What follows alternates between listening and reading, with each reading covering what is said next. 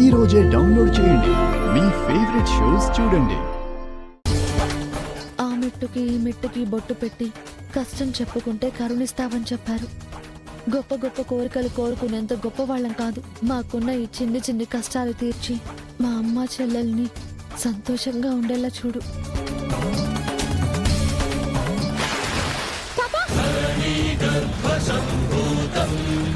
విద్యుత్కాంతి సమప్రభం కుమార శక్తి హస్తం తం